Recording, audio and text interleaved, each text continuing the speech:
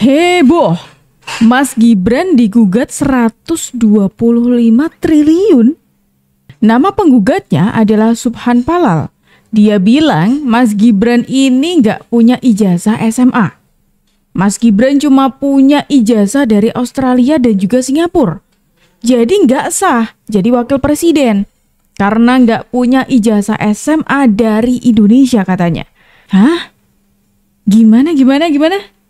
Jadi kalau misalkan mau nyapres atau nyawapres itu harus sekolah di Indonesia gitu? Waduh, apalagi ini? Mau ikut-ikutan numpang tenar kayak Roy Suryo dan kawan-kawan ya Pak? Wakil Presiden Gibran Rakabuming Raka dan Komisi Pemilihan Umum KPU digugat secara perdata dan diminta membayar uang ganti rugi sebesar 125 triliun rupiah dan 10 juta rupiah kepada negara. Hal ini tercantum dalam petitum gugatan perdata yang diajukan oleh seorang warga sipil bernama Subhan. Jubir 2 PN Jakpus, Sunoto, mengonfirmasi uang pengganti kerugian material dan imaterial ini merupakan salah satu bunyi petitum yang diajukan penggugat. Sebabnya, Gibran dan KPU dinilai telah melakukan perbuatan melawan hukum karena ada beberapa syarat pendaftaran calon wakil presiden cawapres yang dahulu tidak terpenuhi. Keduanya dianggap melakukan perbuatan melawan hukum terkait pencalonan Gibran. Waduh, ini apa lagi nih? Yang dikatakan oleh Subhan adalah alasan dia menggugat karena Mas Gibran itu tidak punya ijazah SMA dari Indonesia, yang ada kan dari luar negeri. Lantas kalau semisalkan nyapres nyawapres ini sama seperti pertanyaan saya di awal teman-teman. Kalau semisalkan nyapres nyawapres, haruskah seseorang itu sekolah di Indonesia? Waduh, gimana nih teman-teman kalau menurut kalian? Tapi bukannya ini ya? Berbicara tentang penyetaraan itu oleh siapa? Apakah KPU punya kewenangan untuk itu? Nggak punya, di undang-undang nggak ada itu. Yang ada hanya tamat SMA, alia, atau yang sederajat. Artinya apa tuh? Pendidikan STA yang diselenggarakan berdasarkan hukum Indonesia. Itu SMA-nya. Berarti kalau untuk pejabat yang sekolah di luar Indonesia, nggak bisa dong mendaftar atau gimana? Kalau persyaratannya nggak cukup, nggak bisa. Ini persyaratannya SMA. Dia nggak ada, ijazahnya nggak ada SMA-nya. Oh, ijazah SMA yang dipertanyakan? Bukan dipertanyakan oleh KPU, dibilang nggak ada. Oke, Bung David, nggak ada. Bung David nggak ada ijazahnya. Ini masalah ijazah lagi. Ijazah SMA-nya nggak ada, di KPU nggak ada. Bung David. Nah itu, jadi gini ya, di KPU itu ada mekanisme mereka. Ada mekanisme di dalam pemenuhan syarat administrasi dan syarat undang-undang, baik di ketika proses pilkada ya di KPUD Solo, Surakarta, itu sudah melewati tahap itu.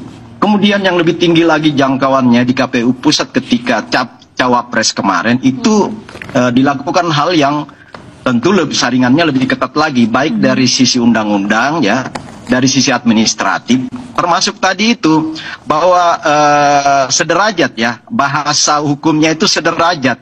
Nah sederajat ini ya bukan di situ nggak bunyi bahwa itu khusus lulusan Indonesia. Coba Pak, di mana Pak Subhan temukan itu bahwa khusus lulus di dalam negeri atau pendidikan di Indonesia, kan nggak bunyi itu. Jadi prinsip hukum selama nggak ada bunyi itu maka nggak ada pelanggaran Pak. Dan ini kembali lagi ya, kita membuat kekisruhan lagi seolah-olah ini ada pelanggaran hukum ya. Kita mengabaikan mendelegitimasi tugas dan fungsi KPUD. Kemudian sekian puluh juta rakyat Indonesia, rakyat Solo yang sudah memilih Mas Gibran di Solo, rakyat Indonesia yang sudah memilih Prabowo Gibran di Indonesia itu dengan kemenangan 50% lebih ya, 56% itu kita mencoba mengabaikan itu. Ini hal-hal yang dicari-cari, kemudian kita mencoba membangun sebuah kekisruhan politik ya, kalau ini terus digoreng kepada hal-hal yang tidak konstruktif bagi bangsa ini. Dengerin apa yang dikatakan oleh Pak David ya, dimana kalau semisalkan yang dipermasalahkan adalah nggak ada ijazah, Mas Gibran nggak punya ijazah SMA dari Indonesia, yang ada dari luar negeri. Kan selama ini nggak ada aturannya, maunya pres ataupun calon presiden ataupun calon wakil presiden itu syaratnya harus kuliah di Indonesia. Nggak ada itu syaratnya seperti itu. Syarat yang tertulis hanya ijazah, mempunyai ijazah atau pendidikan paling rendah itu SMA. Itu sampai di situ saja. Nggak ada tuh ceritanya, oh kalau lulusan dari luar negeri nggak boleh nyapres. Itu nggak ada tuh. Makanya dipertanyakan oleh Pak David ya, itu sumbernya dari mana? Kok bisa mengatakan hal tersebut, bahkan sampai menggugat Mas Gibran secara perdata gitu ya.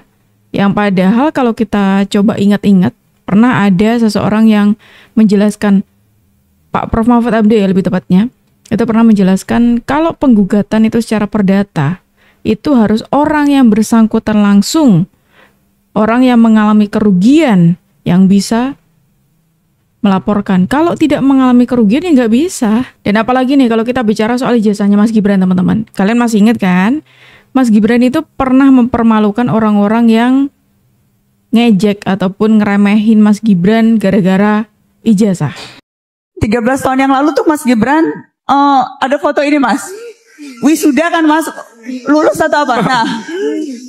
Baru lulus. Ini baru lulus? Iya baru lulus. Ini di Sydney apa di Singapura Mas? Ini di Singapura. Oh ya, tahan dulu Mbak. Ini fotonya lagi dipermasalahkan dua tokoh ini. Masalah fotonya katanya editan sama ijazahnya palsu. Gak apa-apa, besok teman-teman media seperti biasa jam 7 pagi di Balai Kota. Ntar saya bawain ijazah saya ya. Oh kan? Dicek aja asli atau palsu ya. Kalau nggak percaya saya pesenin tiket ke Singapura, datengin ke sekolah. Ya. Kalau perlu langsung ke Singapura gitu ya Mas Gibran? Permasalahkan soalnya ya. Tuh, kita ketawa aja teman-teman. Kenapa ya? Karena kengelanturan mereka tuh semakin kemana-mana ya. Kalau sebelumnya ijazahnya Pak Jokowi dipermasalahkan, belum selesai sekarang mulai ijazahnya Mas Gibran ini dipermasalahkan. Yang katanya begini, katanya begitu. Bahkan sampai Mas Gibran itu pernah ngomong, kalau nggak percaya ini memang Mas Gibran itu pernah menunjukkan ijazahnya kok ke media teman-teman. Terus Mas Gibran juga mengimbangi dengan ngomong, kalau masih nggak percaya, saya beliin tiket ke Singapura deh. Silakan cek sendiri di kampusnya, di sekolahnya gitu. Kami tidak akan berhenti. Insya Allah akan ada buku ketiga. Itu tentang Jokowi's son. Anaknya Jokowi yang sekarang masih ada gambarnya nggak di sini? Nggak ada Bang. Itu nggak kalah dari bapaknya. Palsunya nggak kalah ijazahnya, IQ-nya nggak kalah rendahnya, lebih gila lagi. Karena kalau itu benar-benar salah beli ijazah. Dia ngaku S1-nya Bradford University dari Singapura, ya. Padahal Singapura itu adalah MDIS, ya, Management Development Institute of Singapore. Ijazahnya harusnya horizontal karena ada dua logo. Yang dia pamerkan ijazahnya vertikal. Itu berarti salah beli di fakedocument.com.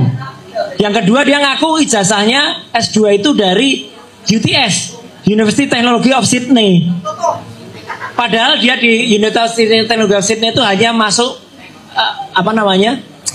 matrikulasi hanya 6 bulan. Dia SMA-nya 2 tahun di Santo Yosef, nggak lulus, pindah ke SMK Kristen Surakarta, nggak lulus lagi, tiba-tiba ke Singapura. Dan tiba-tiba di Singapura, mau kembali kan?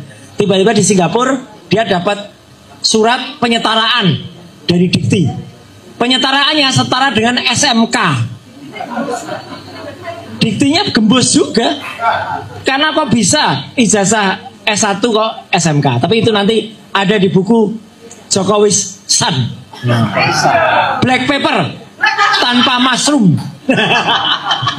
Ketika orang mulai menyerang Mas Gibran dengan ijazahnya, kok bisa pas banget nih. Roy Suryo juga merencanakan serangan lanjutan. Tapi kali ini serangan lanjutannya yang disasar adalah Mas Gibran. Loh, kok bisa pas gitu ya? Jangan-jangan mereka satu gerombolan. Pas banget loh timingnya itu ya. Yang satu mulai nyerang lewat ijazahnya Mas Gibran, yang satunya sudah merencanakan mau nyerang Mas Gibran juga lewat buku juga. Kira-kira kalau bukunya tentang Pak Jokowi itu 700 halaman, nanti kira-kira punyanya Mas Gibran berapa halaman nih?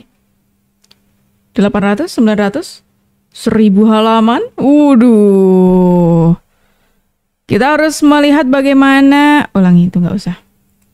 Gini aja Bung Roy ya, daripada Anda itu ngurusin orang lain terus, yang mana itu justru menunjukkan keblunderan Anda, menunjukkan kapasitas Anda yang ternyata agak gitu ya.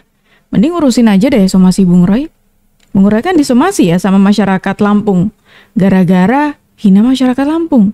Roy Suryo, saudara sudah diduga merendahkan alumni Lampung. Kami dari LKBH Fakta, kami sudah mensomasi saudara Roy Suryo.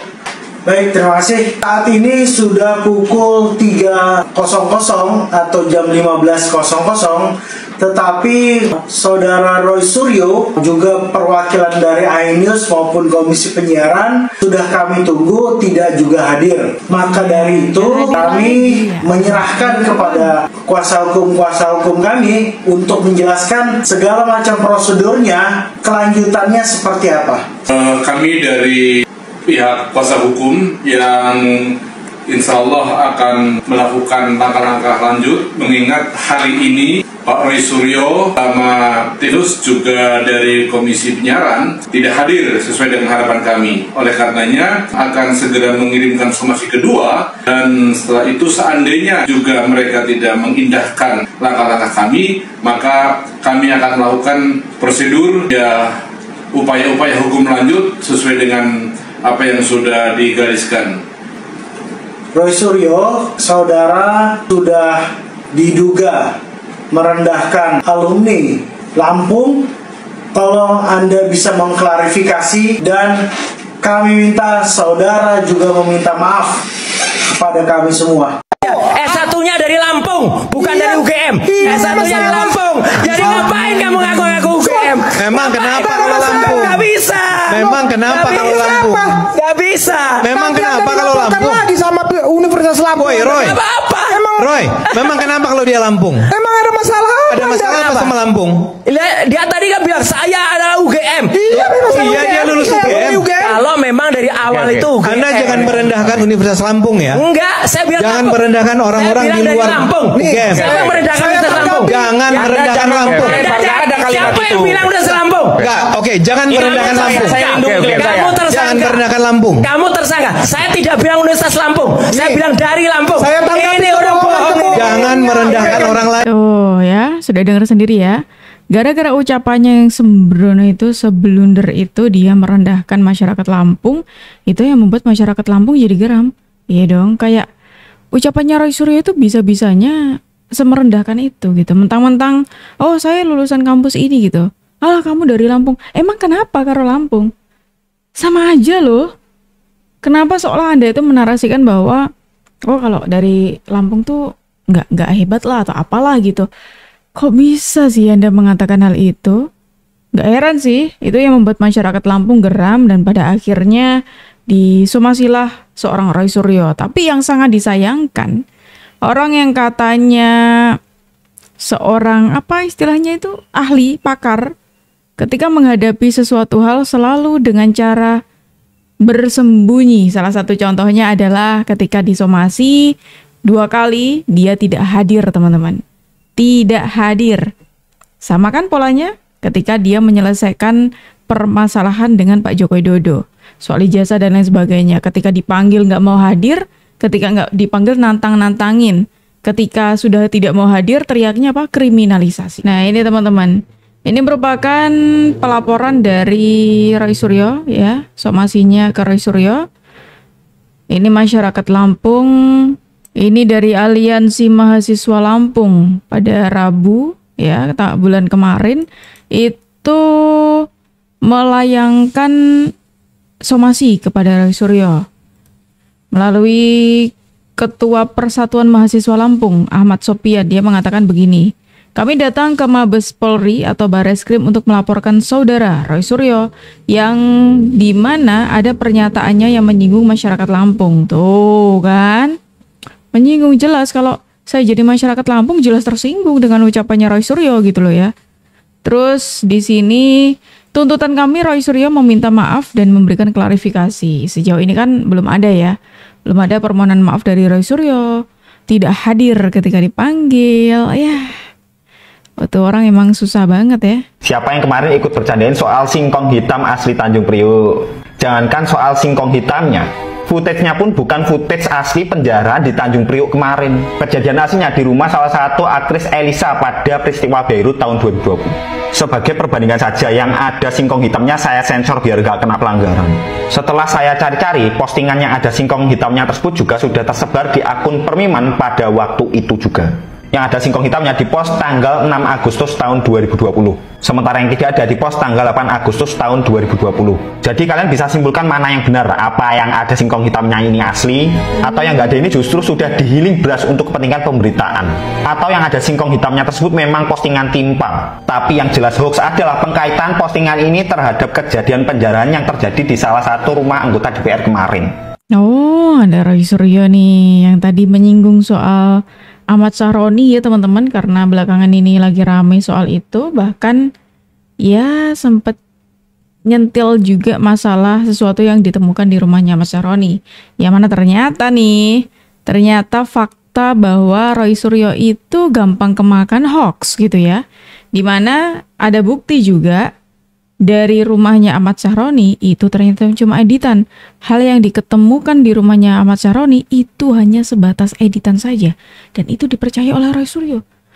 Katanya ahli, tapi kok gampang kemakan hoax sih? Terutama saya gitu ya. Kayak apa sih rasanya di penjara gitu ya. Kan semua orang pasti berpikir akan, oh ya namanya termo kan menakut-nakuti kita gitu kan ya. Tapi saya lihat kakak saya sebelahnya, abang saya sebelah, dia udah pernah di penjara 9 bulan. Tapi nggak kapok. Berarti enak tuh ya. Pasti enak itu. Nanti nangis-nangis lagi. Makanya saya pengen gitu. Pengen. Enggak. Jadi Anda melihat ikan setan. Ya. Kesel banget ekspresinya itu Dan ya.